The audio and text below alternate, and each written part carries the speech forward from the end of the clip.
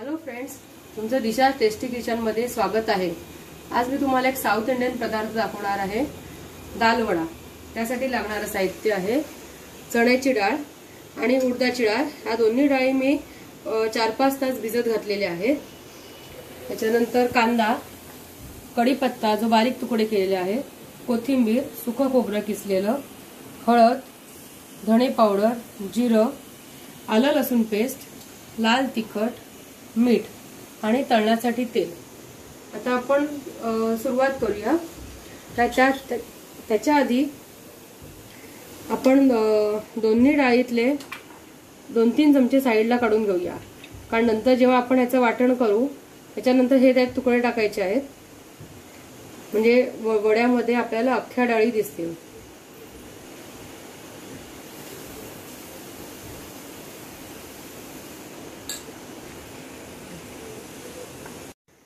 आता आपण ह्या डाळी मिक्सरमध्ये वाटून घेऊ आणि याच्यात पाणी घ्यायचं नाहीये, शक्य तेवढे तर कोरड्याच वाटून घ्यायच्यात आपल्याला।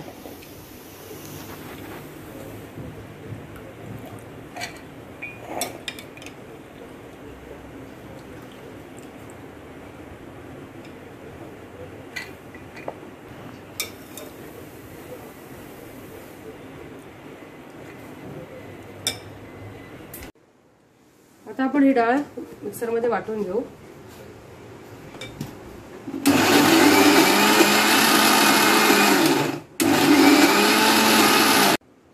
आता आपल्या दोन्ही डाळी वाटून झालेल्या आहेत। त्याच्यामध्ये आपण बारीक चिरलेला कांदा,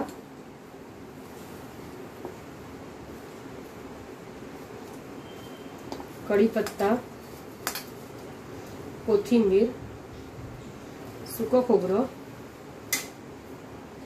हे सगळं घालूया।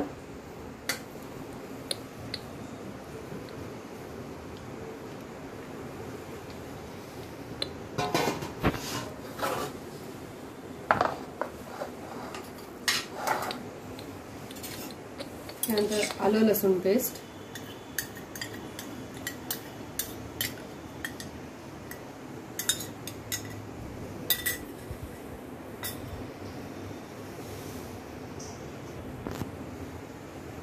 थोडी हळद। तुम्हाला किती तिखट हवं त्याप्रमाणे तुम्हाला लाल तिखट घालायचं आहे, कारण हा वडा थोडा तिखटच चांगला लागतो।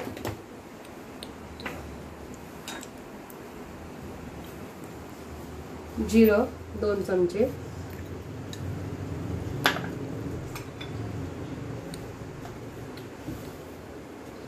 धणे पावडर 2 चमचे,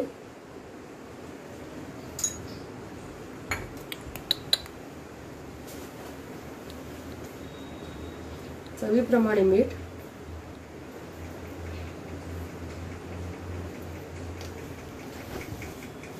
आणि मगाशी मी तुम्हाला 2 पीठ सांगायला विसरली। डाळीचं पीठ म्हणजेच बेसन आणि तांदळाचं पीठ, हे दोन्ही आपण याच्यात घालून घेऊया। हे फक्त थोडा घट्टपणा येण्यासाठीच, जास्त घालायचं नाहीये,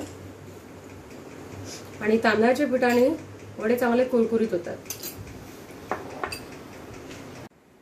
आता हे सगळे इन्ग्रेडियंट्स आपण एकत्र केले, त्याच्यात हे मगाशी साईडला काढून ठेवलेले आहे डाळ आणि दोन्ही डाळी, त्या आपण एकत्र करणार आहोत।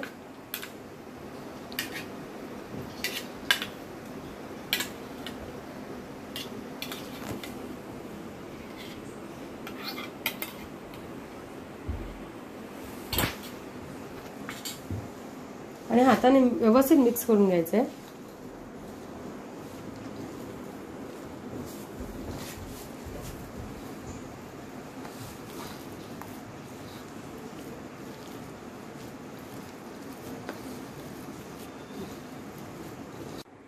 आता आपलं दाल वड्याचं हे मिश्रण रेडी आहे। बाजूला एक बाउलमध्ये आपण थोडं पाणी घेणार आहोत, कारण हे बनवताना आपल्याला थोडा ओला हात करायचा आहे, त्याने ते हाताला चिकटणार नाही।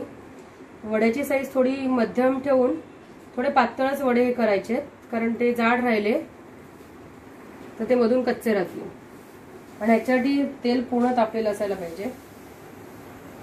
तेल तापल्यावर आपण एक एक वडा त्यात सोडूया आणि त्याच्यानंतर गॅस कमी करूया, कारण हे वडे आपल्याला मध्यम ते कमी आचेवरती तळायचे आहेत। जर हाय फ्लेम वरती जर ते तळले तर ते वरना पटकन ते काळे पडतील आणि आतून कच्चे राहतील।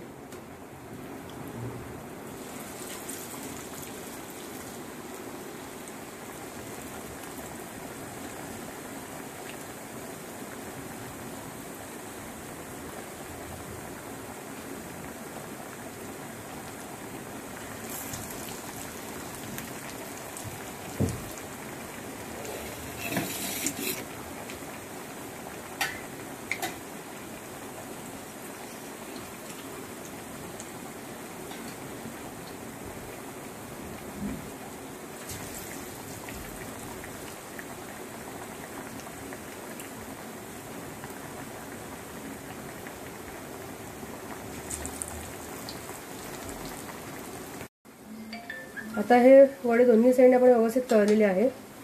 ते एका आता आपण पेपरमध्ये टिश्यू पेपरवरती काढून घेऊ।